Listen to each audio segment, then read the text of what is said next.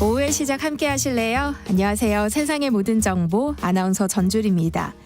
북중미 월드컵 2차 예선을 앞두고 축구 대표팀을 둘러싼 논란이 커지고 있습니다. 선 넘는 행동으로 팀 내 갈등을 일으켰던 이강인 선수가 다시 대표팀에 발탁되면서 축구 팬들의 보이콧 움직임이 확산되고 있고요. 지난 카타르 아시안컵 출전 당시 우리 축구 대표팀 일부 선수들이 돈을 걸고 카드게임을 했던 사실까지 뒤늦게 알려지면서 파문이 일고 있는데요. 자세한 소식 잠시 뒤 스포츠 핫 이슈 코너에서 꼼꼼히 살펴보겠습니다. 최근 주의력 결핍 과잉 행동 장애 ADHD를 진단받는 아이들이 크게 늘었다고 하죠. ADHD는 아동기에 적절한 치료를 받는 것이 중요하지만 진단에 대한 두려움 때문에 치료 시기를 놓치는 사례가 많다고 하는데요. 부모님들이 어떻게 대처해야 하는지 라디오 상담소 우리 아이는 왜 코너에서 알려드릴 예정이니까요. 궁금한 분들 계속해서 함께해 주세요. 세상의 모든 정보는 청취자분들의 관심과 참여 기다립니다. 방송 들으시면서 궁금한 점 있으시거나 의견 공유하고 싶은 분들 계시다면 문자 보내주세요. 추첨을 통해서 모바일 쿠폰 보내드립니다. 참여하실 번호 샵 9730번이고요. 짧은 문자 50원, 긴 문자는 100원의 이용료 부과됩니다. 콩 게시판을 통해서도 무료로 참여하실 수 있고요. KBS 1라디오 유튜브 채널을 통해서도 실시간으로 시청 참여하실 수 있습니다. KBS 세상의 모든 정보 지금 시작합니다.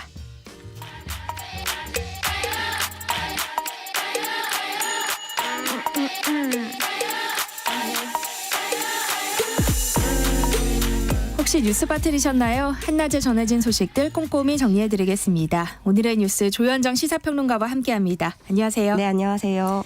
네, 의대 교수들이 오늘 저녁 온라인 회의를 열고 사태 해결을 논의할 것으로 알려졌는데요. 집단 사직에 대해서도 결론이 날까요?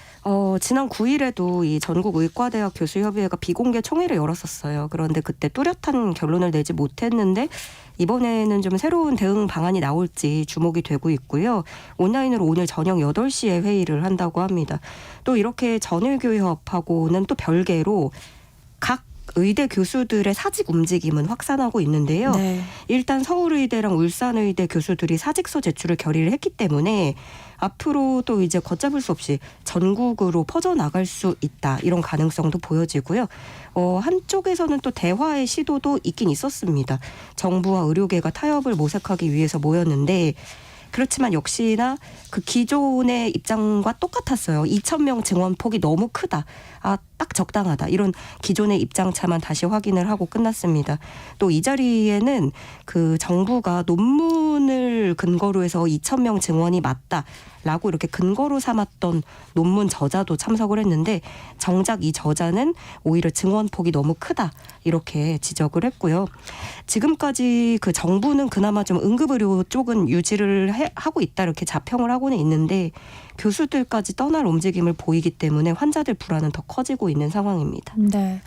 정부와 의료계는 접점을 찾지 못하고 있습니다. 이주호 사회부총리 겸 교육부 장관이 의대생들에게 대화를 제안했지만 결국 성사되지 않았다고요. 네, 맞습니다. 이번에도 교육부가 시간을 제시를 했고요. 대화 창구를 열어놓고 있다고 했고 또 뭐 공무원 연락처도 공개를 하면서 의대협에 공식 연락처를 알려달라라거나 뭐 직접 의사를 전해달라 이렇게 거듭 요청을 했지만 의대생 측에서는 어떤 답도 없던 것으로 알려졌습니다. 의대생들은 오히려 연락을 못 받았다고 얘기를 하고 있어요. 그렇지만 뭐 확실한 건 이주호 부총리가 대국민 브리핑으로 공개적으로 대화 의사를 표명하긴 했고 네. 이건 국민들이 봤고 근데 이제 연락을 못 받았다라는 주장을 펼치는 거고 그러다 보니까 지금 애초에 그럼 의대생들이 대화 의지가 있긴 있었던 거냐 이런 비판도 나오고 있는 거고요. 어쨌든 간 지금까지 집단 행동을 어쨌든 키워온 이 의대생들이 지금 교수들도 움직인다고 하는데 여기서 멈추진 않을 것 같아요. 네. 교육부 집계에 따르면 지난 12일에는 하루에만 휴학을 신청한 의대생이 5개 대학에서 511명 불어났다고 합니다. 근데 그 전날까지는 하루에 많아봐야 뭐 10명에서 14명 이 정도 늘어났던 거거든요. 그런데 갑자기 하루치 숫자가 500명대로 급격히 증가를 한 거고요. 지금 휴학계 승인 처리가 되지 않으면서 뭐 한림대 의대에서는 유급을 통보하는 사례가 나오기 시작했습니다. 개강이 이미 7주가 넘은 상황이라서 근데 여기도 뭐 아직 실제로 유급이 딱 결정이 난 건 아니지만 네. 지금 이제 시간이 흐를수록 수업 일수를 못 채우는 시간이 다가오고 있는 거니까요. 또 휴학이 수리가 되냐 안 되냐 이걸로 등록금을 돌려받느냐 아니냐. 이게 되기 때문에 의대협 측은 휴학계 수리를 요청할 것을 결의하기도 했습니다. 정부는 점점 더 강경한 입장을 보이고 있어요. 네, 그러니까 정부의 주장은 계속 이거죠. 증원 폭을 줄일 수도 없고 증원 시기를 늦출 수도 없다. 여기서 멈추지 않는 건데 박민수 복지부 2차관은 더 적극적으로 대화하고 교수들의 의견을 경청하겠다라고 하면서도 그 대화 전제로 삼는 게 증원을 1년 연기를 한다거나 규모 축소하라든지 하는 거는 전제 조건으로 받아들일 수 없다. 그렇게 되면 대화도 할 수 없다. 이런 거고요. 이어서 또 정부가 정원 문제를 두고 특정 직역과 협상하는 사례는 없다. 그러면서 변호사, 회계사, 약사, 간호사 모두 마찬가지라고 언급을 했습니다. 또 협상하지 않으면 환자 생명은 위태로워질 것이다. 이런 식의 제안에는 더더욱 응할 수 없다. 강하게 덧붙였습니다. 네. 의대 교수들이 정부의 의대 정원 확대 계획을 취소해달라며 제기한 소송. 오늘 첫 신문 기일이 열릴 예정이라고요. 네, 이게 어떻게 된 거냐면 앞서 전국 33개 의대 교수협의회가 서울행정법원의 보건복지부 장관, 교육부 장관을 피고로 삼아서 증원 취소 소송을 제기했고요. 또 의대 증원에 대한 집행정지 가처분 신청서를 제출했습니다. 그래서 오늘 오후부터 이 사건의 신문기일을 열게 되는 건데요. 그러니까 의대 교수협의회가 주장하는 법리적 주장을 보면 이렇습니다. 복지부 장관에게는 대학 입학 정원을 결정할 권한이 없다는 거예요. 그렇기 때문에 의대 증원 늘리는 건 결정이 무효다. 의미가 없다. 네. 그리고 또 이렇게 결정을 할 때 뭐 의대생이라든가 교수라든가 이해 당사자들의 의견 수렴을 전혀 하지 않아서 이것은 헌법상으로도 위헌이다. 이렇게 주장을 펼치고 있는 거고요. 또 이번에 대한전공의협의회에서는 여기는 이 정부 업무 개시 명령을 두고 강제노동 금지 조항에 위배된다라면서 국제기구인 ILO의 긴급 개입 요청 서한을 발송하기도 했습니다. 그러니까 ILO 보면은 제29호 조항이 있는데 여기서 비자발적으로 제공한 모든 형태의 강제 의무 노동을 금지한다 이거예요. 그런데 이 조항을 대한민국 정부가 어기고 사법 조치까지 하고 있다라는 주장을 전공의협의회는 펼치고 있는 거고 그러면서 동시에 이번에 업무 개시 명령의 근거가 된 의료법 제59조도 이참에 폐지를 해야 된다 주장을 하고 있습니다. 그런데 이제 다만 지금 정부 윤석열 정부 기조를 보면 ILO 권고에 그렇게 의미 있게 반응해 오진 않았었어요. 대표적으로 화물연대 파업대가 그랬었고요. 그리고 또 한 가지는 이게 다른 분야, 다른 직군과 비교가 어려운 게 국민 생명과 직결된 의료업이기 때문에 그렇기 때문에 의사가 특수한 직업이다라는 부분에서 이걸 강제 노동으로만 규정을 할 수 있는지 여기서 시각이 또 엇갈리고 있고요. 그렇지만 한 가지는 또 ILO 해석이 어떻게 나오느냐에 따라서 전공의들 주장에도 또 힘이 실릴 수 있어서 ILO의 입장 표명도 또 지켜볼 일이 됐습니다. 네. 정부는 향후 5년간 1조 3천억 원을 지원하는 소아 필수 진료 강화 방안을 발표했어요. 네, 오늘 중대본 회의가 열렸는데요. 정부는 소아 중증 진료 강화를 위해서 5년간 1조 3천억 원을 지원을 하고 2세 미만 소아의 입원비 부담을 낮추기로 했습니다.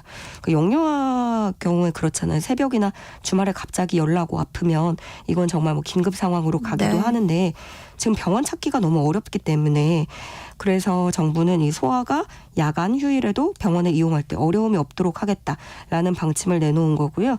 이상민 행정안전부 장관은 의료 정상화는 미래 의료계의 주역인 의대생과 의료 인재를 키워내고 있는 의대 교수를 위한 것이기도 하다라면서 기존 입장을 다시 강조했습니다. 이런 가운데 의사협회 주수호 홍보위원장이 과거 음주운전으로 사망사고를 냈던 사실이 뒤늦게 알려져서 논란이 일고 있죠. 네, 이게 2016년에 벌어졌던 일인데요. 주수호 위원장이 서울 강남구에서 술을 마시고 차를 몰다가 오토바이를 쳤고요. 네. 이 사고로 오토바이를 몰던 50대 남성이 머리를 크게 다쳐서 결국 사망했습니다.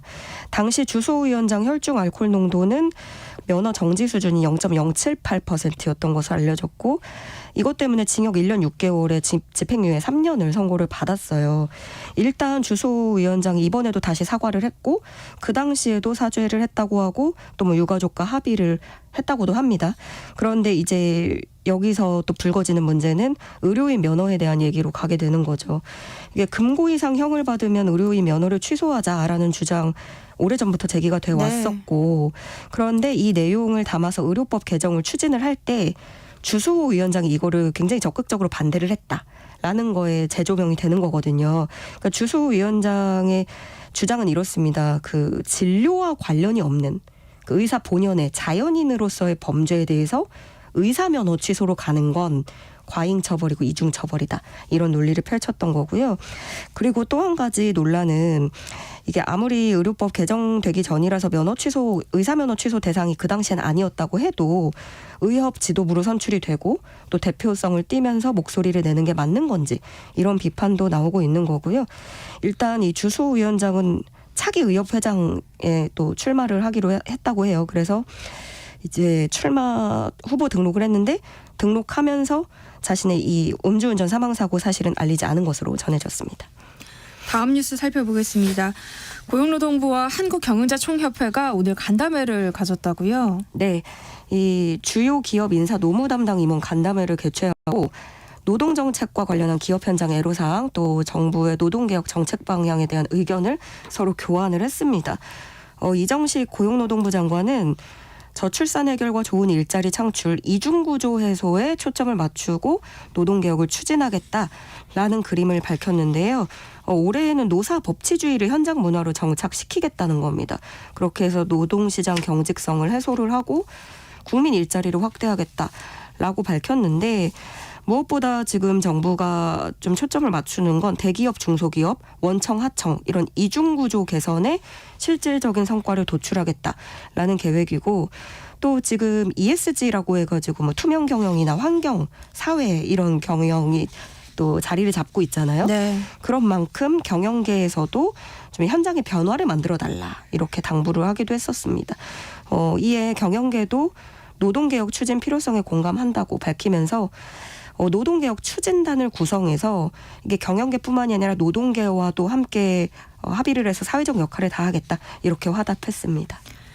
총선을 앞두고 정치권에서도 근로시간 개편과 관련해서 여러 얘기가 나오고 있는 상황이죠. 네, 그렇습니다. 아무래도 뭐 각 정당마다 관련 공약 많이 내놓고 있고요. 그래서 한국노총이 이번에 22대 총선 정당별 정책 비교평가 토론회를 열고 그 노동계의 핵심 정책 요구사항에 대해서 각 당의 입장을 점검하는 시간을 가졌습니다. 보니까 정치권도 결국에 어쨌든 일가정 양립이 중요하다는 거 다 알고 있고 근로시간 감축이 필요하다라는 부분은 여야 막론하고 공감을 하고 있는 것 같아요. 네. 그런데 좀 크게 보자면 야권에서는 주 4일제로 가는 게 맞다. 이렇게 보는 것 같습니다.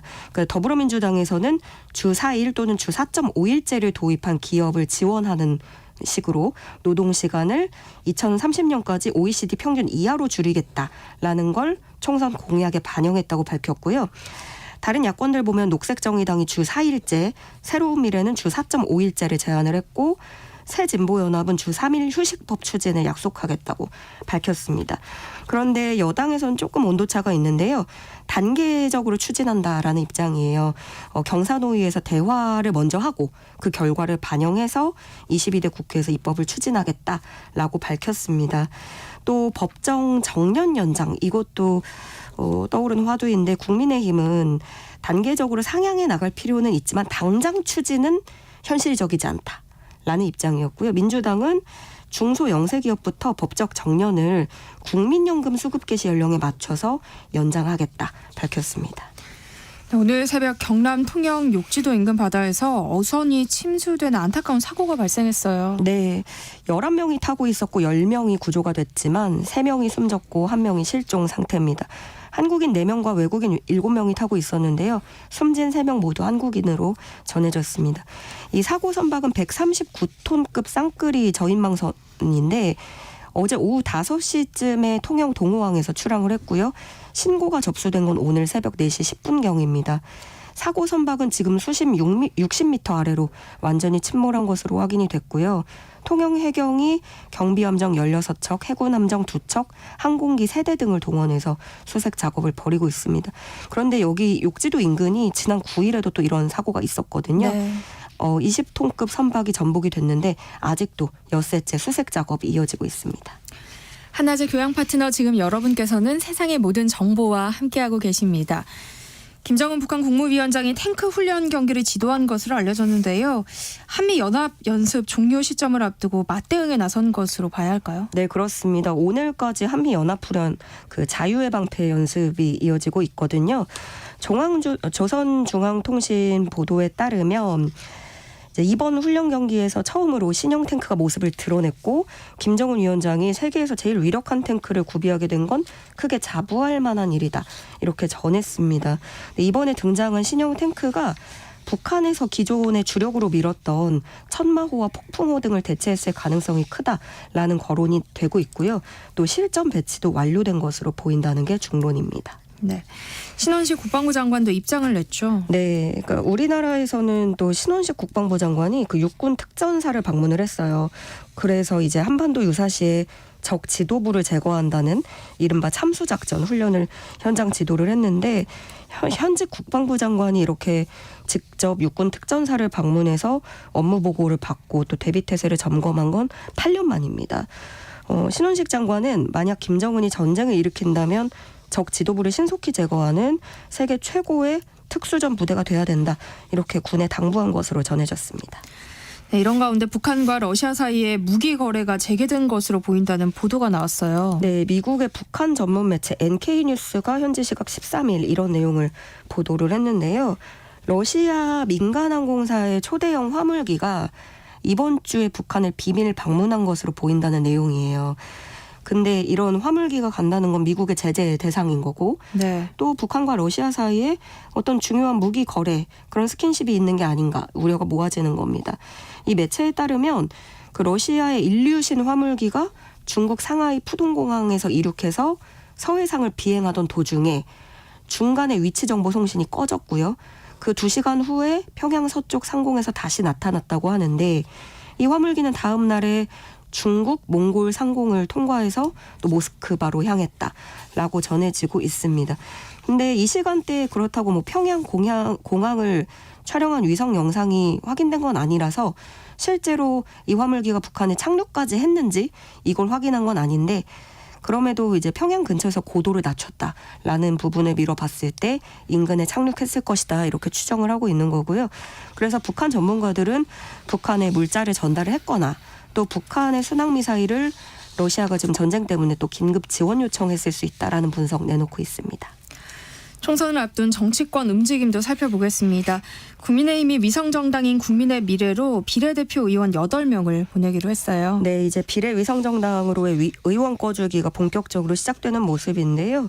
그 현역 의원이 몇 명이 있느냐에 따라서 기호 순서를 배정받기 때문에 이제 국민의 미래로 현역 의원을 꺼주는 형식인 거죠. 비례 기호 4번을 노리는 걸로 보이고요. 근데 비례대표 의원이 그 현역 의원이라는 걸 유지하려고 하면서 당적을 옮기려면 네. 제명 형식을 거쳐야 되거든요. 본인이 직접 나가면 안 되고. 그래서 지금 뭐 김혜지 의원, 김은희 의원 등등의 이름이 거론이 되고 있는데 국민의힘은 아무래도 꼼수라는 비판을 의식을 했는지 그 의원 명단이라든가 징계 사유 이런 건 명확히 밝히진 않았습니다. 이번에 제명된 8명은 모두 현역 비례대표 의원인 것으로 전해졌고 모두 국민의 미래로 당적을 옮기는 것에 동의를 했다고 전해집니다. 네. 이런 가운데 국민의힘에선 부정 경선 의혹도 불거졌죠. 네, 이번에 비윤으로 분류되는 하태경 의원이 낙선을 하면서 서울 중성동을에 또 관심이 모아지고 있는데 국민의힘 공관위는 이 부정행위 의혹에 대해서 면밀히 보고 있다. 오늘 추가 논의할 것을 시사했습니다. 이게 어떻게 된 거냐면은 같은 후보자였던 이해훈 전 의원 지지 모임으로 추정되는 카카오톡 단체 대화방에서 20대 조사는 마감이 됐으니까 30대 40대라고 말하면 경선에 참여할 수 있다. 이렇게 나이를 속이게 유도하는 글이 올라왔다라는 의혹이고요. 그렇지만 일단 장동혁 사무총장은 당내에서 그 연령대별 비율을 정하지 않았기 때문에 이렇게 연령을 속이는 게 선거에 영향을 미쳤는지는 고민할 부분이 있다. 이렇게 얘기했습니다. 네. 민주당 경선에선 친이재명계 의원들의 강세가 계속 이어지는 분위기입니다. 이른바 친문 핵심 인사인 전해철 의원이 결국 경선에서 탈락했어요. 네, 그렇습니다. 그 양문석 전 방통위 상임위원에게 패배를 했는데 양문석 전 의원은 지난해 그 전해철 의원한테 수박 그런 비명계를 일컫는 멸칭을 지칭했다가 3개월 당직 정지 징계를 받은 바 있고요. 재선의 신동근 의원도 이재명 대표 측근 인사인 모경종 전 당대표실 차장에게 패했습니다. 네, 오늘의 뉴스 여기까지 하겠습니다. 지금까지 조현정 시사평론가와 함께했습니다. 고맙습니다. 네, 고맙습니다. KBS 1라디오 세상의 모든 정보 함께하고 계신 지금 시각은 12시 40분입니다. 이 시각 교통정보 알아봅니다. 네, 이 시각 교통정보입니다. 먼저 싣고 가던 화물을 도로에 쏟아 사고 처리가 길어지고 있는 곳인데요. 서해안고속도로 서울 방향 해미 부근입니다. 2차로와 갓길이 여전히 차단돼 현재 1차로를 통해서만 운행이 가능하고요. 뒤로 1km 구간 정체입니다. 이후 일찍 분기점을 앞두고 다시 속도 떨어지고 수도권 제1수단선은 상습 정체 구간인 송내를 중심으로 차가 많은데요. 판교에서 일산 쪽은 장수에서 송내 사이로, 반대 일산에서 판교 쪽으론 계양에서 송내 쪽으로 6km 구간 정체인데 이 계양 갓길에선 고장난 화물차도 처리하고 있습니다. 경부고속도로는 부산 방향으로 한남에서 서초 사이 더디다가 남사 부근 갓길에선 도로 보수 작업을 해 천천히 갑니다. 또 논산 천안고속도로 논산 방향 남풍새 가송교 부근부터 차량 터널 쪽으로도 오전 내내 정체가 풀리지 않고 있고요. 동부간선도로 의정부 방향 서울 시내 수락 방음 터널 3차로 작업 여파도 꾸준합니다. KBS 교통정보센터에서 공인이었습니다.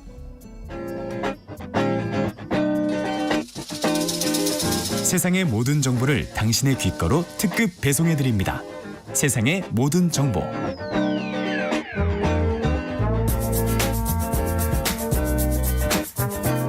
꼭 알아야 할 정보를 알기 쉽게 전달해드리는 세상의 모든 지식. 목요일엔 한 주간 있었던 스포츠 소식 살펴보는 스포츠 핫 이슈 시간이죠. 정현우 KBS 스포츠국 PD와 함께합니다. 안녕하세요. 안녕하십니까.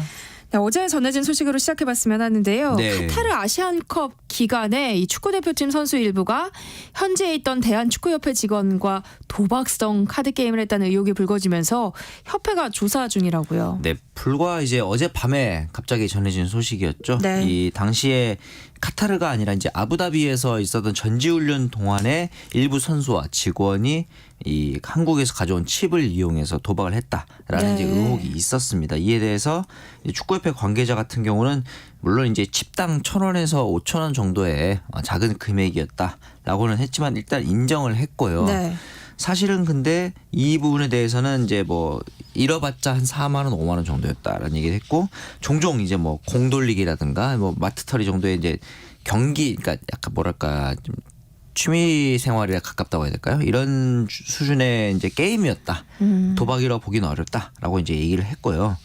다만 이제 그 선수들의 생활을 관리해야 될 직원이 들어가서 같이 카드놀이를 했다라는 점에 있어서는 규정 위반이라고 봐서 이 부분에 대해서는 이제 지난달 20일에 이 해당 직원에 대해서 직위 해제를 이제 가져갔다는 얘기를 이제 보도를 했습니다. 네.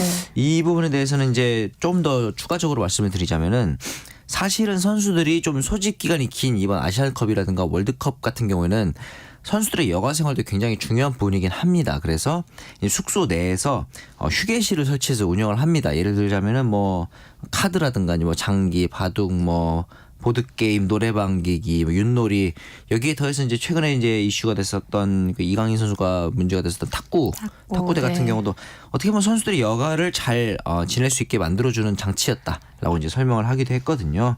이거에 대해서는 이제 도박성에 대해서는 전면적으로 부인을 했고, 여가의 일환이다라고 봐야 될 것 같다. 그러니까 뭐 보드 게임이라든가 혹은 뭐 게임을 뭐 PC 게임을 할 때도 뭐 우리가 길이 이제 얘기하는 뭐 저녁 내기, 점심 내기 요 정도의 일환이다라고 이제 축구협회 측에서는 해명을 했습니다. 네, 아무래도 선수들이 긴 기간 훈련을 하다 보면 뭐 네. 경기에 대한 압박감도 받을 수 있고 그렇죠, 스트레스도 그렇죠. 있기 때문에 좀 여가로 스트레스 풀 수 있는 창구를 만들어줬다라는 네. 얘기인 것 같은데, 놀이로 봐야 하지 않겠냐 이렇게 말하는 분들도 있습니다. 그래서 PD님은 어떻게 보세요? 저도 그렇게 생각을 하는데, 역시나 이전에 그 소위 말하는 탁구 사태 때도 그렇고 이 축구협회가 지나치게 빠르게 인정을 했다는 느낌이 들어요. 네. 그러니까 뭐냐면 선수들의 입장에서 봤을 때는 이 부분이 사실은 언론에 이렇게 널리 퍼지는 게 호의적이진 않거든요. 이런 부분에서 봤을 때는 어떤 이슈든 간에 긍정적이든 부정적이든 일단은 이런 부분들을 관리해 주는 게 협회의 일인데 뭐 선수들이 그랬을 수 있다, 인정한다, 이렇게 빠르게 인정을 해버리는 순간 이게 잘한 일이든 못한 일이거나 떠나서 이 그 소위 말하는 구설수에 오르내릴 수밖에 없는 일이거든요. 네. 이런 부분들에 대한 그 축구협회 관리가 소홀했다. 그래서 어떻게 보면은 소홀했다를 떠나서 이 부분에 대한 책임을 선수들한테 전가하는 느낌마저도 받게 될 수밖에 없는 게 지금의 상황이라서 이번에도 역시나 어젯밤에 나온 얘기, 어제 오후쯤에 나온 얘기였는데 네. 축구협회의 인정이 너무너무 빨라서 이 부분에 대해서 조금 아쉬움이 있었다라고 봐야 될 것 같습니다. 네. 이런 잡음 속에서 오는 21일 월드컵 아시아 2차 예선 태국전이 열립니다. 지난 11일 태국전에 나설 국가대표 명단이 발표됐어요. 그렇습니다. 이번 명단을 보시면은 아마 가장 많은 분들이 궁금했을 게 손흥민 선수와 이강인 선수가 만날 것이냐. 만나게 됩니다. 두 선수 모두 소집이 됐고요. 네. 황선홍 감독이 본인이 직접 이런 멘트를 했습니다. 잡음이 있었지만 이런 것들은 축구하면서 풀어야 된다. 이렇게 만들어 줄 것이다. 그런 자리를. 그런 얘기를 또 했었고 그 외의 선수들에 대해서 좀 더 살펴보자면은 새로 발탁된 선수 중에서 가장 아무래도 돋보인 선수는 이 울산 HDFC의 주민규 선수일 것 같아요. 네. 종전에 조규성 선수의 그 활약에 대해 아쉬워하는 분들이 많았었는데 이 원톱 자리에 대해서 주민규 선수가 아무래도 새로운 자리에 들어와서 활약을 해줄 수 있을지 이 부분이 기대가 되기도 하고 그 외에는 최근에 K리그에서 가장 돌풍을 많이 일으키고 있는 광주FC가 있습니다. 광주FC의 정호연 선수가 생애 처음으로 국가대표에 발탁이 됐기 때문에 네. 이 자리는 이제 아시안컵 때 박용우 선수의 자리라고 볼 수 있거든요. 어떻게 보면 이제 국가대표 내에서 엔진과 같은 역할을 하는 자리인데 이 자리에서 정호연 선수에게 얼마나 많은 기회를 줄지 이 부분을 네. 지켜보면 재밌을 것 같습니다. 이강인 선수의 대표팀 발탁 소식에 이 축구 팬들 사이에서는 뭐 태국전 보이콧 움직임도 있었다고 들었는데요. 네. 일단 태국전은 전석 매진됐어요. 보이콧을 하지 않습니다. 붉은 악마가 어제 저녁에 공식적인 입장을 내놨죠. 네.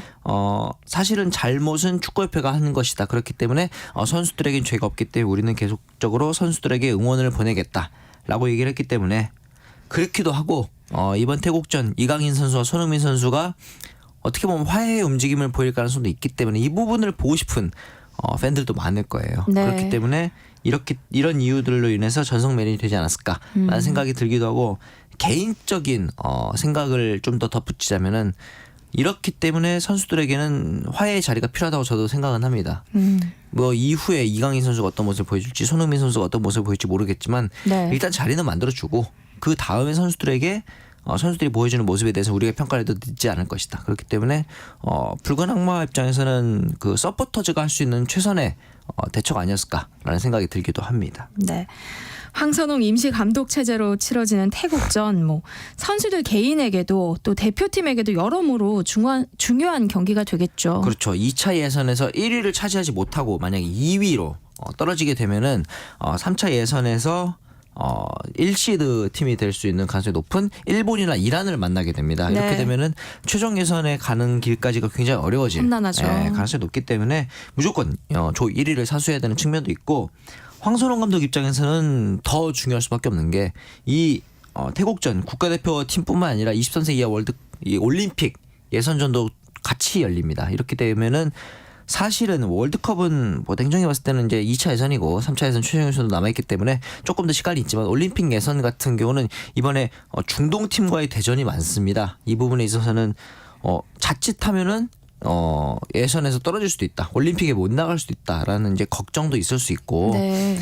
이 최근에 이 배준호 선수라든가 이강인 선수라든가 이런 좋은 재능을 가진 선수들이 23세 이하 대표팀과 국가대표팀에 물려있는 나이대가 많아요. 이 나이대 선수들을 어떻게 배열하느냐 이런 부분에 있어서도 황선홍 감독이 고민이 많을 것 같은데 이 부분에 대해서도 여러모로 좀 신경을 쓸 수밖에 없는 상황이 됐기 때문에 황선홍 감독 입장에서는 지금 축구계를 떠나서 스포츠계에서 가장 중요한 감독 자리 2개를 동시에 역임하고 있는 그런 상황이 되겠습니다. 보여줘야겠죠. 그러니까요. 맞습니다. 네. 네.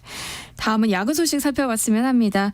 뭐 지금쯤이면 프로야구 개막을 앞두고 야구 팬들이 가장 설레 시기인데요. 네. 근데 올해는 야구 팬들의 원성이 쏟아지고 있더라고요. 무슨 일이 있는 거예요? 티빙이라고 하죠. 네. 이 CJENM에서 펼치고 있는 플랫폼에서 이 프로야구 KBO 리그에 대한 디지털 콘텐츠에 대한 이제 중계권을 확보를 했는데 네. 비싼 돈을 주고 확보를 했죠. 그 이후에 보여주는 애티튜드라든가 어떤 그런 태도들이 영 야구 팬들의 성원에 차지 않기 때문에. 네. 근데 저도 보면서 참 이렇게까지 준비가 부족했을까라는 생각이 들기도 하고요. 네. 여러모로 좀 이 빵을 오르내리고 있는 상황입니다. 어떤 점이 그렇게 아쉬웠어요?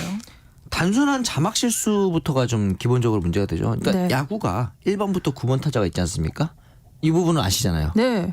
그런데 22번 타자라는 자막이라든가 혹은 세이프를 세이브라고 표기한다든가, 그러니까 세이브를 세이프라고 표기하고, 약간 뭐 이런 자막 하나부터 실수들부터. 여기까지 이런 자막 실수부터 시작해서 저는 근데 이런 자막 실수는 뭐 한 하루 이틀 사이에 개선될 문제라고 보는데 네. 근본적으로는 이 야구라는 종목에 대한 이해도 부족이 가장 큰 문제인 것 같아요. 그러니까 이 아카이빙 그리고 이 영상에 대한 이 스토킹 이런 것들이 좀 부족해서 이걸 네. 어떻게 검색하고 이것도 어떻게 이제 스토킹하느냐 이런 것들에 대한 이해도 부족이 가장 큰 문제이지 않았나.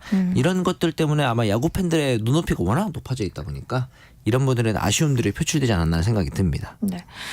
자막 실수 외에도 좀 야구 팬에 대한 존중이 빠져 있다 이런 지적도 나오던데요. 이 부분은 왜 나왔냐면은 티빙 입장에서는 새로운 콘텐츠를 확보했기 때문에 뭔가 새로운 모습을 보여줘야 되잖아요. 그래서 나온 얘기 중에 하나 뭐냐면은 경기 전에 덕아웃, 그러니까 소위 말하는 선수단이 묵는 그 라커룸에 들어가서 취재를 하겠다. 그런데 사실은 야구계에서는 그전 경기 직전에 라커룸 덕아웃에 들어가는 것이 굉장히 좀 뭐랄까 약간 쉽지 않은 그런 네. 부분이 있었거든요. 근데 이 부분에 대해서 사전에 10개 구단과 합의를 했거나 KBO와 합의를 했으면 모르겠는데 우리 이거 할게라고 얘기만 하고 합의가 없었단 말이죠. 네. 그래서 좀 굉장히 당황스럽다. 아마도 본심은 조금 더 불쾌하다에 가까울 수 있는 상황이거든요. 네. 이런 부분에 대해서 아마 좀 그 당황스러운 속내를 표출한 것으로 보입니다. 네. 2816님도 티빙이 야구 시범 중계를 하면서 부족한 부분 죄송하다 사과하고 네. 정식전까지 제대로 하겠다고 했는데 유튜브 영상을 올리면서 태그를 좀 안 좋은 단어를 사용하면서 굉장히 맞아요. 아쉬웠다 이런 그 문자 당시에 보내주셨어요. 이 태그, 소위 말하는 해시태그도 뭐랄까 그 구단에 대한 멸칭들이 섞여 있어서 문제가 된 거예요. 이게 재밌겠지라고 생각하는데, 그러니까 이게 사실 야구 산업이라는 게 굉장히 큰 산업이 되다 보니까 소위 말하는 불편하신 분들도 많거든요. 그리고 제가 보기에도 이거는 약간 그 도를 넘었다라고 볼 수 있는 멸칭들이 있는데 이것까지도 재밌겠지라고 좀 안일하게 접근하지 않았나 이런 아쉬움이 있습니다. 네. 그리고 어쨌든 지금은 무료로 이제 콘텐츠 이용할 수 있는데 나중에는 돈을 내고 봐야 되잖아요. 그렇죠. 네. 야구 팬들은 이에 대한 불만도 좀 커 보이는 상황인데요. 티빙과 계약한 KBO 측은 이번 논란에 대해서 어떤 입장을 내놨어요? KBO가 잘못은 없다고 저는 생각해요. 왜냐하면은 판매를 끝냈고 과거에 네. 이제 네이버랑 이제 판매를 진행했었죠. 이 당시에도 판매가 끝났으면은 그 이후에는 TV라든가 네이버의 문제예요. 그런데 이에 대해서 도의적인 문제는 있을 수 있겠죠. 왜 그런 사업자에게 판매를 했느냐? 물론 이제 그 전에 판매를 들어가는 단계에서는 잘하겠다고 말씀을 이제 티빙 쪽에서 내놨겠죠. 네. 하지만 이제 이 부분에 대해서 KBO 측에서도 입장을 내놔야 되는 상황이고 여러모로 좀 어려운 상태일 것 같기는 합니다. 네. 또 KBO는 이번 시즌 또 하나의 변화를 앞두고 있습니다. 바로 로봇 심판과 피치 클락 제도 도입인데요. 네네. 어떻게 달라지는 건지 설명을 좀 해주세요. 일단 ABS라 그래서 자동 볼 스트라이크 판정 시스템이 있습니다. 이 부분에 대해서는 모든 KBO 선수들의 키를 측정해서 이 키에 맞는 볼과 스트라이크 판정을 기계가 하는 시스템이 되겠고요. 그다음에 네. 피치클락이라 그래서 12초 이내에 선수가 타격에 대한 준비도 하고 투구에 대한 준비도 해야 되는 메이저리그에서는 이미 하고 있는 시스템이에요. 다만 이 부분에 대해서는 여전히 쉽지 않은 준비 단계이기 때문에 실제로는 벌칙이라기보다는 경고만 주는 상황으로 이어지고 있습니다. 네. 스포츠 핫이슈 오늘은 여기까지 하겠습니다. 지금까지 정현우 KBS 스포츠국 PD와 함께했습니다. 고맙습니다. 네, 감사합니다. KBS 세상의 모든 정보 1부 순서는 여기서 마무리하겠습니다. 그럼 전 1시 정각 2부에 다시 찾아올게요.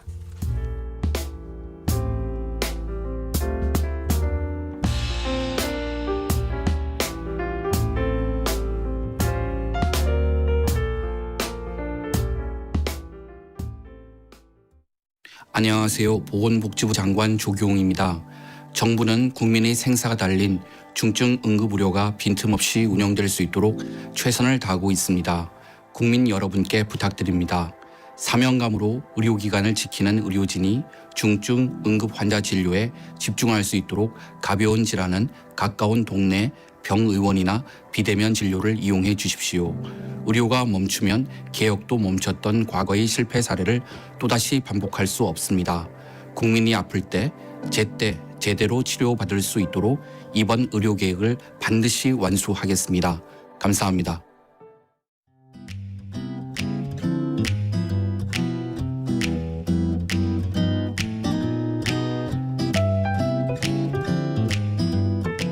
안녕하세요. 바른말, 고운말입니다.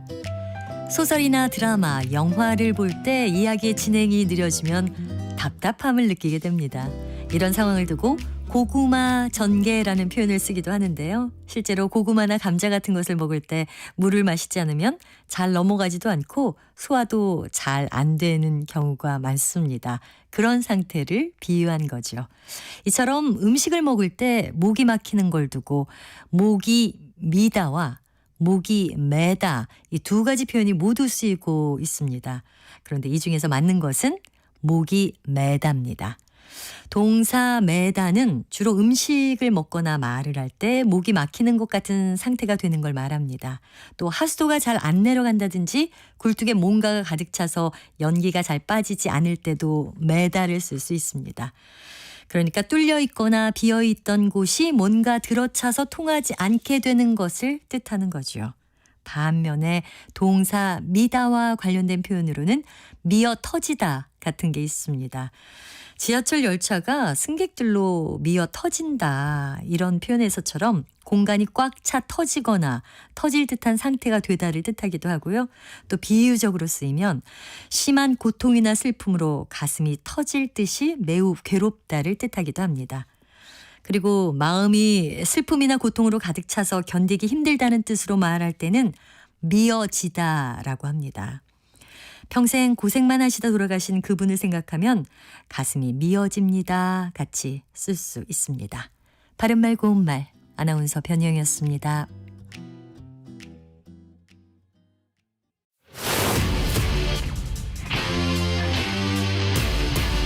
토론에 정답은 없습니다. 토론이 세상을 바꿀 수도 없습니다. 하지만 질문은 새로운 세상을 만들 수 있습니다. 질문으로 올바른 세상을 만드는 첫걸음. 평일 저녁 7시 20분 KBS 열린 토론.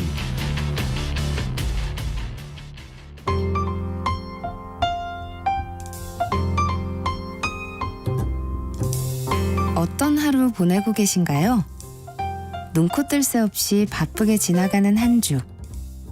월요일부터 금요일, 매일 밤 10시부터 12시까지는 오롯이 당신만을 위한 시간입니다. 당신을 위한 지식 쉼터. 오늘 밤 일라디오.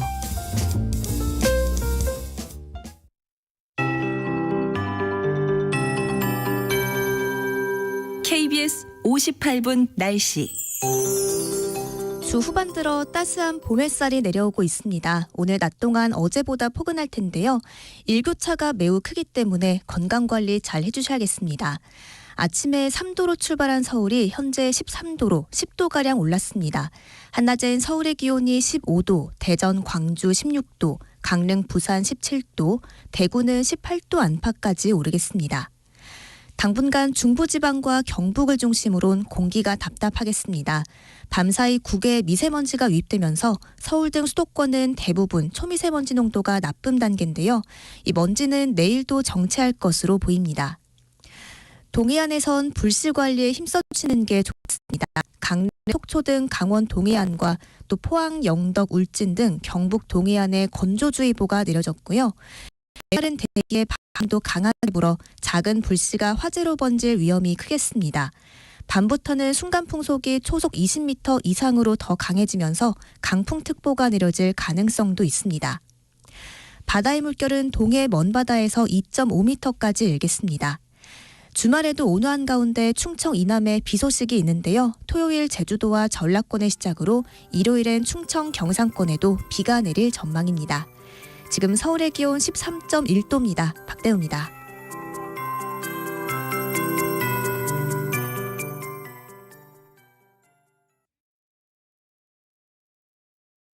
정성을 듣는 국민의 방송 KBS가 한시를 알려드립니다. AM 711kHz, FM 97.3MHz, KBS 1라디오입니다. HLKA.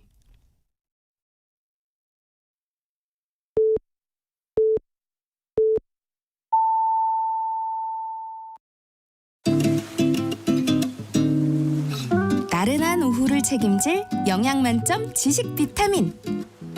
세상의 모든 정보.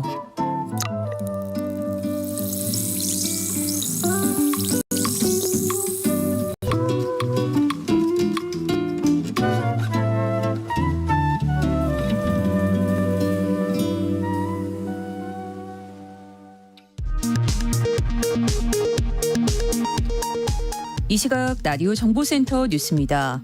한동훈 국민의힘 비상대책위원장은 이번 총선 격전지로 꼽힌 부산 남동강벨트를 찾아 지원 사격에 나섭니다.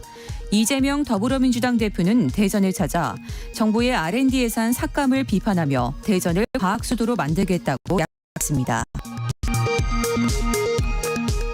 조국 혁신당 대표가 KBS 일라디오 전종철의 전격시사에 출연해 조국 혁신당은 민주당보다 강령과 정책에서 더 진보적이고 개혁적이라면서 총선 목표 의석은 여전히 10석이라고 밝혔습니다.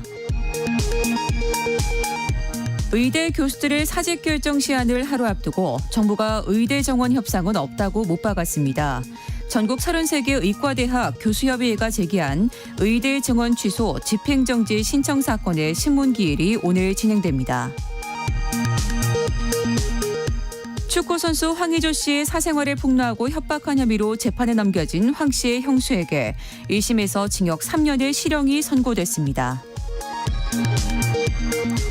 지난해 초중고 사교육비 총액이 약 27조를 넘어서면서 역대 최대를 기록했습니다. 학생 10명 중 8명꼴로 사교육을 받는 것으로 나타났습니다. 지금까지 라디오 정보센터 뉴스 정한나였습니다.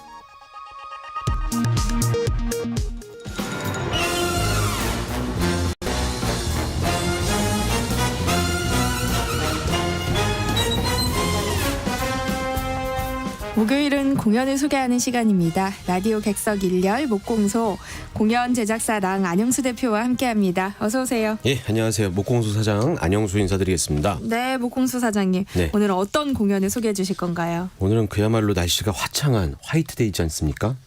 그래서 화이트데이와는 전혀 거리가 가깝지 않은 네, 뭔가 이게 상업적이면서도 약간 몽골몽골한 이런 느낌이 전혀 없는 그런 작품 갖고 왔습니다. 역시 좀 남다른 시각으로 작품을 골라오셨네요. 예, 옷도 시꺼먼 거 입고 왔습니다. 네, 일단 기본적으로 포스터도 어두운 느낌의 작품이고요. 네. 제목에도 무거운 뉘앙스가 있습니다. 이렇게 전혀 화이트데이와 상관없는 뮤지컬 다윈영의 악의 기원이라는 작품 갖고 왔습니다. 아니 근데 네. 너무 그렇게 얘기하시면 청취자분들이 오해하실 수도 있어요. 그러니까 제가 사실 이 작품을 소개하려고 했는데 네. 날짜가 다가오다 보니까는 3월 14일인 거예요. 근데 이 공연을 뒤로 미룰 수가 없어요. 공연 기간이 너무 짧아서 시간이 네. 없어요. 이 공연이요. 네. 또 시간이 없나요? 네, 이게 이유가 있습니다. 이 공연의 제작 단체가 서울예술단이라는 곳인데 이게 1990년에 우리나라 문화 발전을 위해서 문화체육관광부 산하의 재단법인이거든요. 그래서 사무실도 그래서 서울의 예술의 전당의 안에 내부에 있고요. 네. 그러다 보니까 이제 공연장을 예술의 전당을 주로 사용하는데 문제는 이제 일반 단체에서 대관에서 그 공연장을 쓸 때는 적어도 뭐 한 달 살짝 넘게 또는 2달, 3달 이렇게까지 쓰는데 서울예술단이 사용할 때는 나라 예산으로 운영되는 곳이니까 그 공연장을 하염없이 대관하기가 좀 곤란한 거예요. 많은 사람들한테 나눠줘야 되는데 그래서 공연 기간이 매우 짧아요. 어쩔 수 없이. 그래서 다른 공연에 비해서 기간이 너무 짧아서 그러니까 지난 3월 8일 날 개막을 했는데 네. 3월 24일까지밖에 안 해요. 그래서 오늘 소개하지 않으면 또 끝날 때쯤 소개해야 되고. 그래도 지난번보다는 좀 시간이 남았네요. 지금 그러니까 오늘 소개하니까 시간이 좀 남았어요. 네. 네, 서울예술단 공연을 보기 위해선 부지런해야 할 것 같은데요. 그럼에도 서울예술단의 공연을 주목해서 봐야 하는 이유가 있다고요. 예, 제가 좀 설명을 조금 길어질 수도 있을 것 같은데 한 2가지 정도 이 예술단 공연의 특징에 대해서 좀 말씀을 드릴게요. 일단 첫 번째는 일반 공연에서 만나기 쉽지 않은 앙상블들의 하모니를 풍성하게 느끼실 수 있어요. 이게 이제 일반 공연 제작사는 어쩔 수 없이 공연 만들다 보면 제작비를 걱정하지 않을 수가 그쵸. 없거든요. 이제 그 인원이 많이 나오면 뭐 단순하게 출연료 이건 뭐 당연히 많이 올라가는 뿐만 아니라 네. 출연자가 많으면 의상도 관련돼서 많이 만들어야 되고 그렇네요. 단순히 의상이 많이 만들어지는 게 아니라 그 의상 헬퍼분들이 있습니다.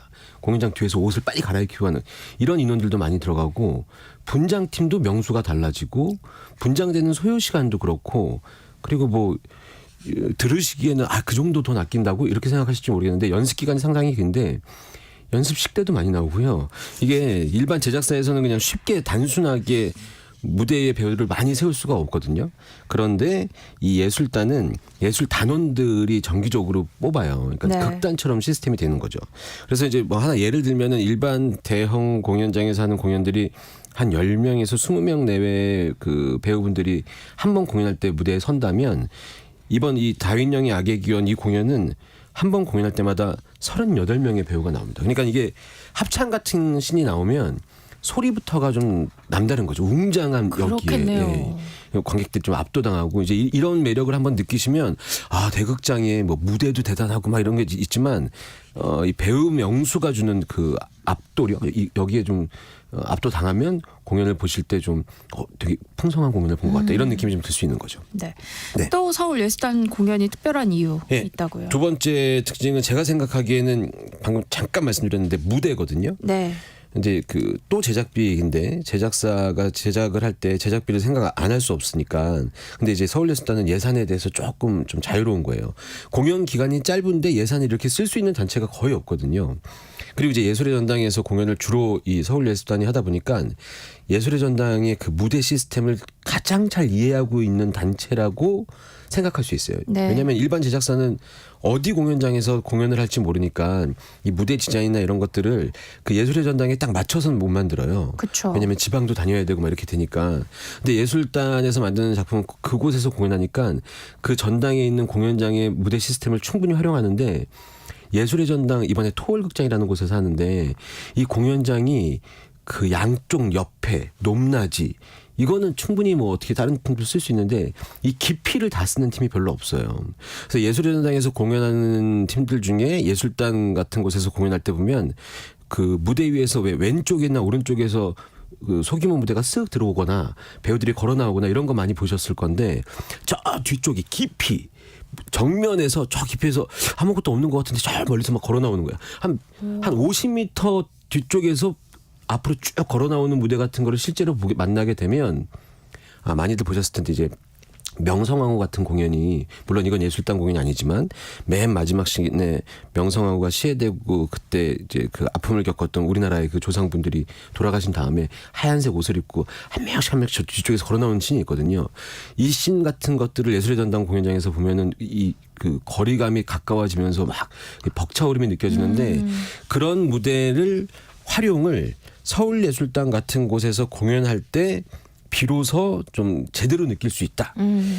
이렇게 생각이 되고요. 그 제가 문화체육관광부 산하의 단체라고 말씀드리니까 그냥 일반적으로 듣기에는 이거 좀 상업적인 건 좀 벗어나서 좀 재미없을 것 같다. 뭐 지루할 것 같다. 이렇게 생각하실 수 있는데 지금 제가 말씀드리는 이런 것들의 장점이 있어서 생각보다 재미있고 볼만한 공연들을 많이 만들고 있다. 이렇게 말씀드릴 수 있을 것 같아요. 네.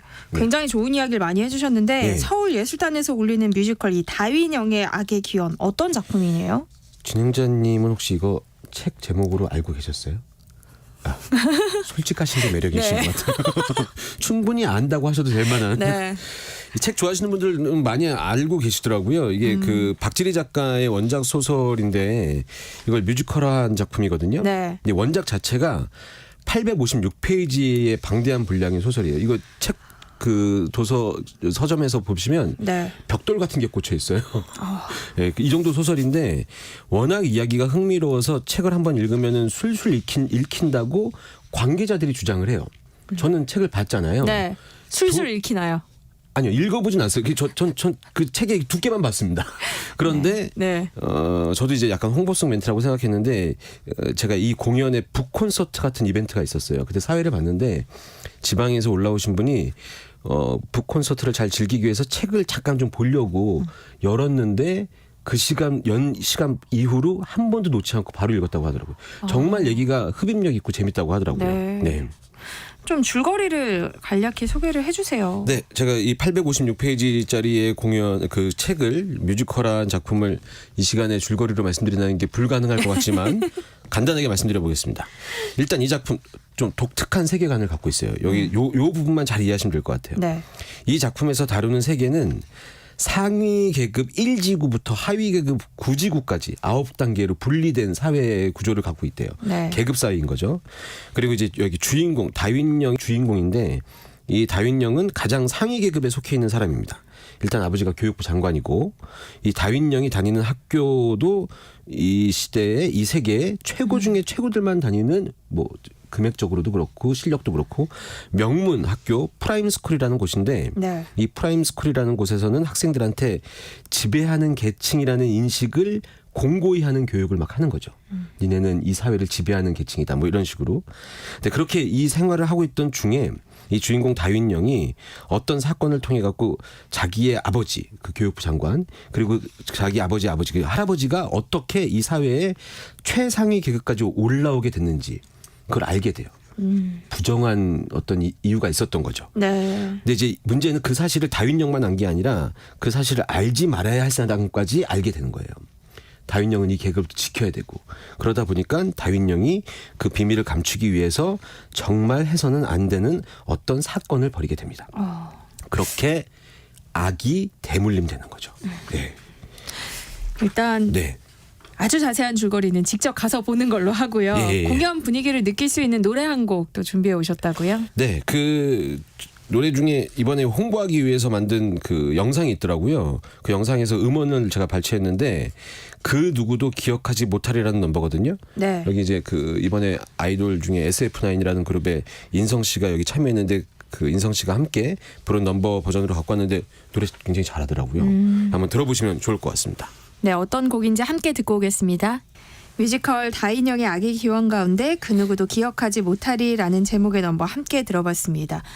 근데 보통 대극장 공연들은 줄거리가 굉장히 간단한 경우가 많잖아요. 그런데 네. 이 작품은 좀 내용이 복잡해 보여요. 이해하기 어렵지 않을까요? 일단 원작이 856페이지고 네. 저도 어려울 것 같아서 처음에 신경도 안 썼거든요. 혹시 보러 오라고 그러면 바쁜 일 있다고 얘기하고 그런데 이 이야기가 독특한 세계관이라는 게 좀 그 공감이 안 갈 수도 있지만 반대로 얘기하면 흥미로워서 네. 얘기에 한번 빠지기 시작하는 게 생각보다 빨라요. 그리고 사건이 아까 말씀드렸던 것처럼 좀 그 그러니까 흥미롭다고 해야 되나요? 좀 자극적이어서 네. 생각보다 이야기의 흐름에 쫓아가는 게 어렵지 않아서 생각보다는 전혀 어렵지 않고요. 제가 네. 지난주에 말씀드렸던 것처럼 레미제라블이나 예전에 소개했던 컴프롬어웨이처럼 여러 명의 서사를 다루고 있지 않기 때문에 이해하는데 전혀 어렵지 않습니다. 생각보다 굉장히 재밌습니다.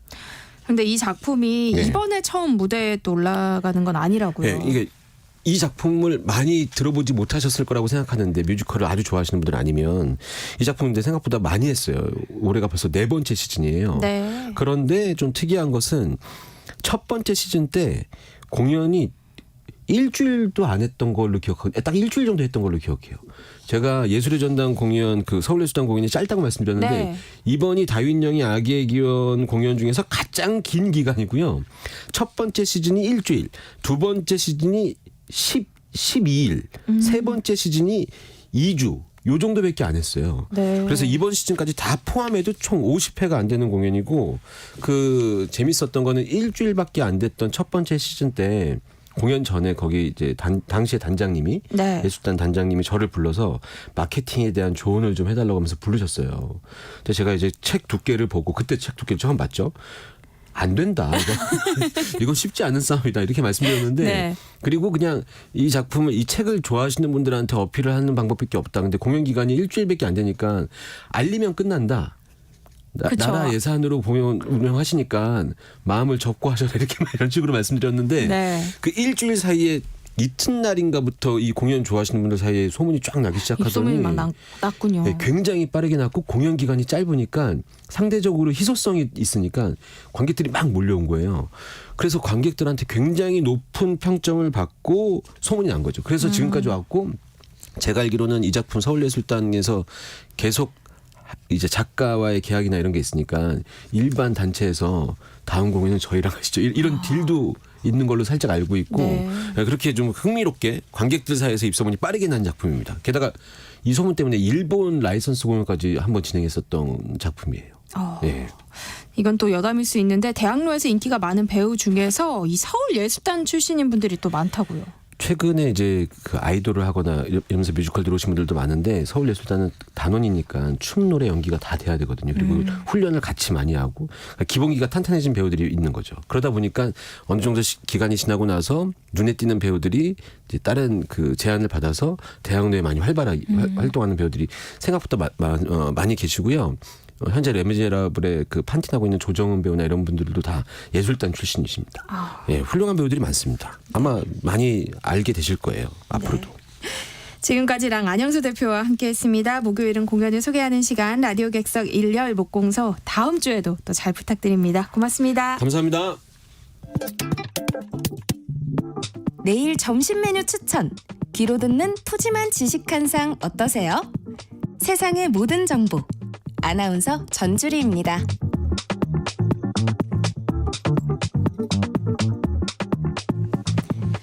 오늘도 참으리는 새기며 육아서를 뒤적이고 계실 이 시대의 엄마 아빠를 위한 시간입니다. 라디오 상담소 우리 아이는 왜 소아청소년 정신건강의학과 박소영 전문의와 함께합니다. 안녕하세요. 네, 안녕하세요. 박소영입니다. 네, 지난 시간 ADHD가 무엇인지에 대해서 얘기를 나눠봤는데요.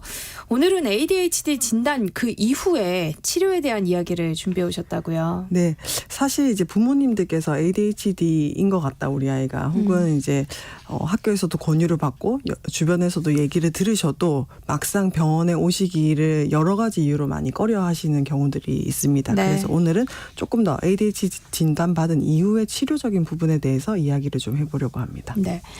ADHD 진단받은 아이를 키우면서 어려움 겪고 계신 분들 계실 텐데요. 라디오 상담소 우리 아이는 왜 박수영 선생님이 도움을 드릴 테니까요. 방송 들으면서 이 소아 ADHD 관련 궁금한 점 있으시면 문자 보내주시기 바랍니다. 참여하실 번호는 샵 9730번이고요. 짧은 문자는 50원, 긴 문자는 100원의 정보 이용료 있습니다. 또 콩 게시판 KBS 일라디오 유튜브 채널을 통해서도 무료로 참여하실 수 있습니다. 많은 참여 부탁드릴게요. 저희가 추첨을 통해서 또 쿠폰 보내드립니다. 일단 우리 아이가 ADHD 진단을 받으면 완치가 가능한 걸까? 이 부분이 제일 궁금하실 것 같아요. 네. 어때요? 그래서 이 완치라는 개념이 아마도 이제 병원에 가면 약을 한 번 먹으면 뭐 평생 먹는 게 아닌가, 병원에 한 번 가면은 계속 가야 되는 게 아닌가 이런 걱정을 좀 하시는 것 같은데 네. 사실 증상이 좋아지면 당연히 우리가 완치 치료를 안 해도 된다. 치료를 중단해도 된다. 병원에 안 와도 된다는 진단을 또 받게 되고요. 네. 뭐 이런 경우들이 없지 않습니다. 네, 그래서 병원에 와서 우리가 보통 초등학교 때 유병률을 작년에 지난주에 5에서 10% 정도라고 말씀드렸는데 네. 그중에서 한 3분의 1 정도가 청소년기까지 이어지고 또 그 남은 아이들 중에서 또 3분의 1 정도가 성인기까지 이어지니까 사실 많은 아이들이 이제 완치, 그러니까 치료가 된다고 말할 수가 있는 거죠. 근데 치료 없이 그냥 시간이 흘러서 저절로 좋아지는 경우는 없는 거예요?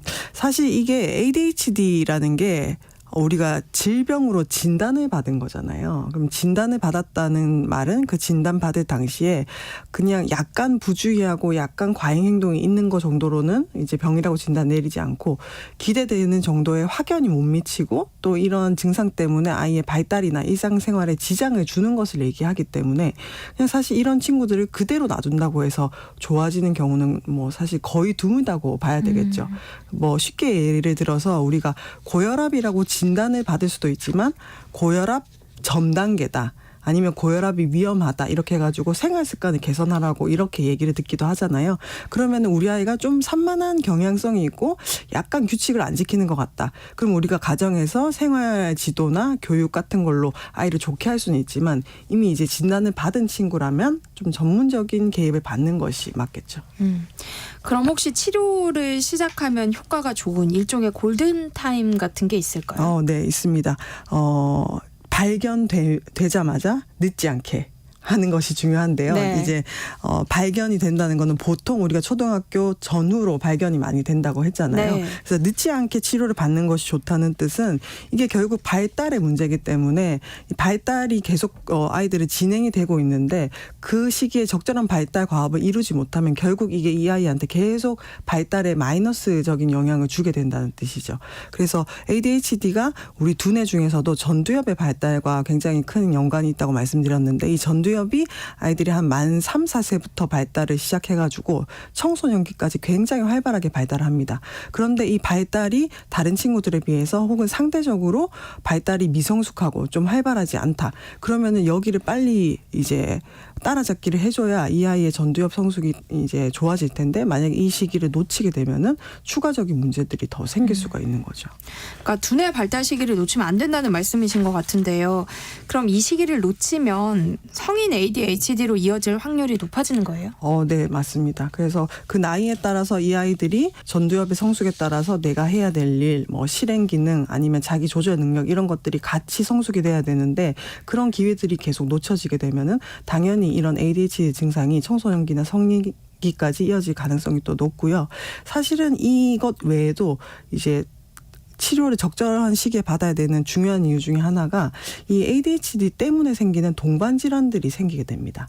그래서 예를 들어서 원래 이 아이가 이제 초등학교 1학년 들어올 때 좀 산만하고 규칙을 안 지키고 막 행동이 너무 과해서 그러면은 이제 학교에서 당연히 지적을 자주 받을 수밖에는 없겠죠. 그래서 선생님한테 혼나고 또 이 친구는 일부러 그런 것은 아닌데 또래들과 자주 부딪히게 되고 갈등이 생기고 그러면 이제 부모님한테도 자주 연락이 가고 그럼 부모님도 집에서 너 그러지 마라 이러지 마라 하고 부정적인 피드백을 받게 되면은 얘는 의도하지 않게 혹은 자기도 모르게 한 행동들이 계속 부정적인 피드백들이 계속 쌓이게 되는 거예요. 그러면은 이게 부정적인 피드백이 계속 쌓이면 아 나는 진짜 문제 있는 애구나. 나는 말썽쟁이구나. 혹은 나는 집중을 못하는 애야.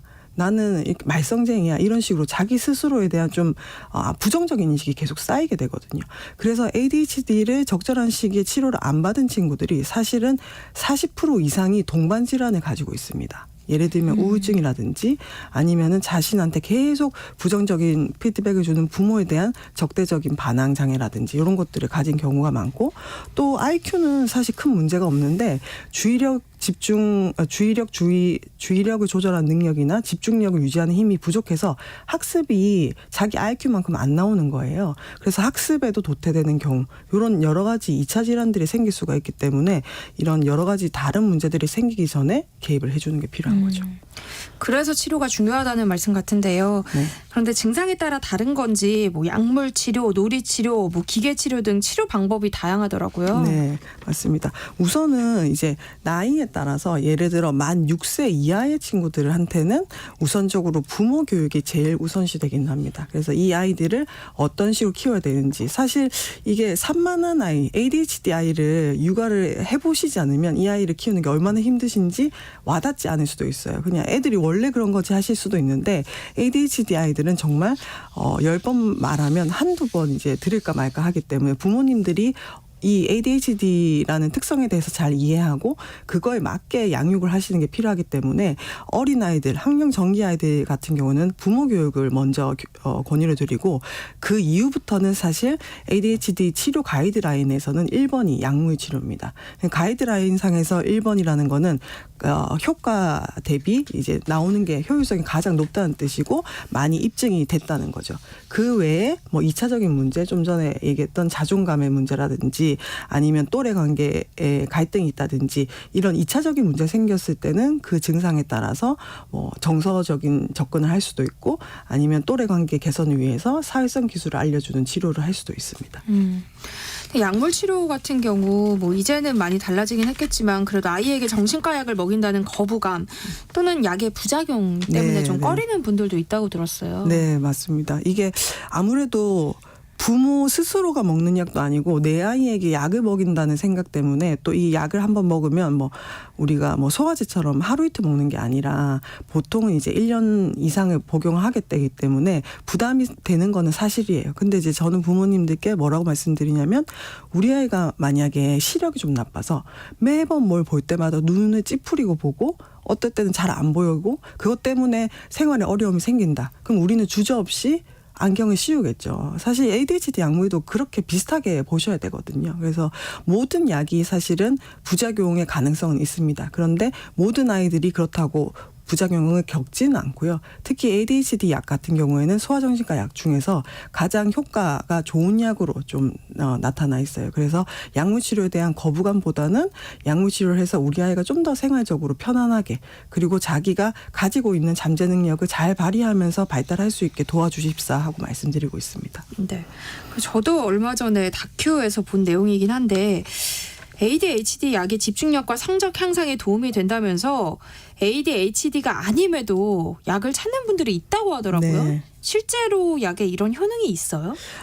ADHD 약의 간단하게 말씀드리면 네. 이 ADHD 약은 우리 두뇌에서 나오는 신경 전달 물질인 도파민이라고 하는 그 물질을 좀 더 활발하게 하는 약이거든요. 그래서 이제 ADHD가 있는 친구들은 이 도파민이 저활성화돼 있다든지 아니면 짧은 시간 안에 빨리 없어져 버린다든지 이렇게 되기 때문에 약을 복용을 하면은 본래의 기능을 되찾게 하는 이런 치료제 역할을 합니다. 그런데 기본적으로 도파민의 수치나 활성도가 괜찮은데 이제 과잉으로 약을 추가적으로 먹게 되면은 오히려 부작용이 더 클 수가 있는 거고 또 약물 오남용이나 아니면은 이제 외국 같은 경우는 중독 사례들도 나오기 때문에 사실 이거는 생각보다 위험할 수 있습니다. 그렇군요.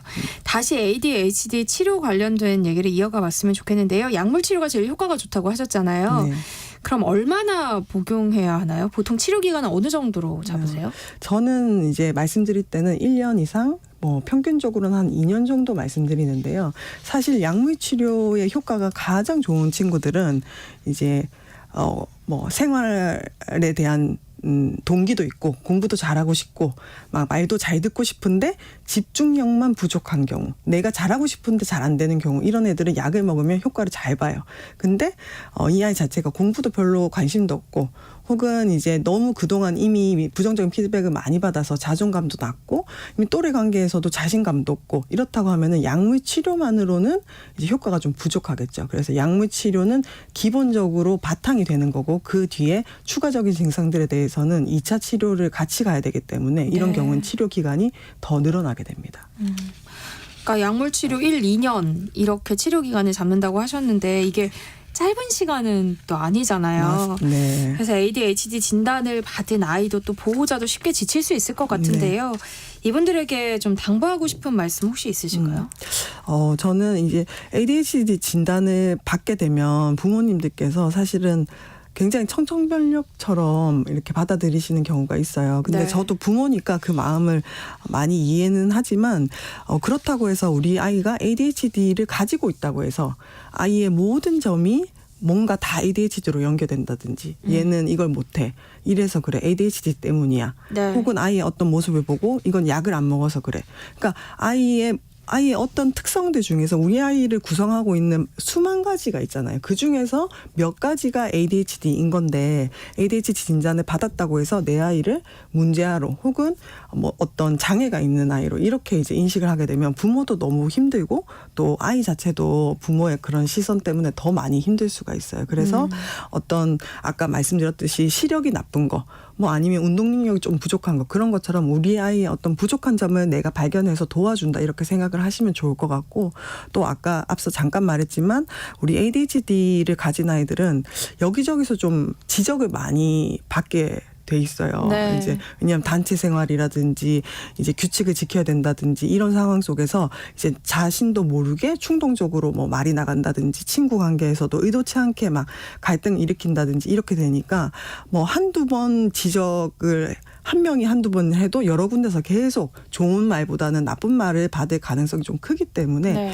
이제 우리 부모님이라도 좀 우리 아이의 장점들을 많이 찾아내서 가정 내에서 칭찬을 좀 많이 해줄 수 있는 그래서 우리 아이가 좀 자기 자신에 대한 신뢰, 그러니까 우리가 자존감이라고 하죠. 그 자존감을 좀 잘 지켜나갈 수 있게 도와주시면 좋을 것 같아요. 소아 ADHD 치료법에 대해서 박소영 선생님과 이야기 나눠보고 있는데요. 관련 고민 갖고 계신 분들 문자 보내주시면 소아청소년 정신건강의학과 전문의 박소영 선생님이 상담해 드리겠습니다. 그럼 여기서 노래 한 곡 듣고 올게요. 이한철의 산책. 이한철의 산책 듣고 왔습니다. 노래 나가는 동안 문자가 많이 왔는데요. 7382님, 초등학교 6학년 남자 아이를 키우고 있습니다. ADHD 진단을 받아서 약을 먹이고 있는데요. 약을 먹으면 말수가 적어지면서 눈빛이 파랗게 변해요. 그리고 아이가 피곤하다고 하는데 부작용일까요? 약 복용을 중단해야 할까요? 하셨어요. 네. 그 약을 먹이시는 부모님들이 가장 많이 말씀하시는 것 중에 하나가 아이가 좀 안 돼 보인다, 처져 보인다, 좀 불쌍해 보인다 이렇게 말씀하시는데 평상시에 워낙 에너지가 높고 우리가 보통 이 아이들을 표현할 때 입에 모터가 달린 것처럼 말이 많다 이렇게 네. 표현을 하거든요. 근데 이제 그런 친구들이 약의 효과가 있으면 굉장히 말수가 적어지는 경향이 있습니다. 그러니까 약을 먹을 때랑 안 먹을 때 차이가 확연한 친구들이 있는 거죠. 그러다 보면은 이게 왠지 부모님 생각에는 내가 저 아이의 원래 모습을 좀 눌러놓는 것 같은 그런 생각이 드실 수 있어요. 근데 네. 사실은 약이 적절한 용량으로 잘 들어가고 있다면 우리 아이는 좀 오히려 말수가 적은 게 오히려 스스로가 편안한 상태일 수가 있는 거죠. 네. 우리도 너무 흥분하면은 말이 막 제멋대로 나가잖아요. 오히려 그래놓고 후회하기도 하고. 그래서 이제 말수가 적어지는 것만으로는 부작용이라 보기는 어려운데 이제 좀 만약에 약의 부작용으로 처지거나 아니면 피곤함이 좀 자주 있다. 그러면 이제 그거는 주치 선생님께 상의를 해가지고 약물 용량이나 복용 시간 같은 거 조절하시는 게 좀 필요할 것 같습니다. 네. 콩으로 또 라진님이 ADHD 약을 복용하면 부작용이 있을까봐 잘 못 먹이겠습니다. 그래서 학교 갈 때만 먹이고요. 주말은 안 먹이게 되는데 이거 괜찮을까요? 하셨어요. 네. ADHD 약 종류별로 이제 부작용이 뭐 식욕이 떨어지는 경우도 있고 아니면 조금 메스꺼린 경우도 있고 아이들마다 또 다르게 나타나는데 네. 효과는 좋은데 부작용이 또 있는 경우가 있어요. 그럼 이 약을 먹어야 되는데 그래서 이제 평일에는 학교 생활 때문에 먹이지만 주말에는 안 먹이는 경우들도 있거든요. 근데 그렇게 하셔도 되는데 이렇게 되면 이제 아이가 좀 약을 점점 더 먹기 싫어하게 된다든지 혹은 내가 뭔가 모자라서 혹은 부족해서 약을 꼭 먹어야만 한다는 그런 부정적인 인식을 가지게 될 가능성도 있습니다. 그래서 만약에 이렇게 우리가 드럭 할리데이라고 하는데 네. 약을 안 먹는 날을 만드실 거면 그거에 대해서 아이와 그 주치 선생님이랑 좀 상의를 한 다음에 정하면 좋으실 것 같아요.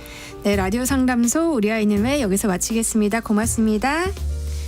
네, 저도 그만 인사드릴게요. 지금까지 아나운서 전주리였습니다. 고맙습니다.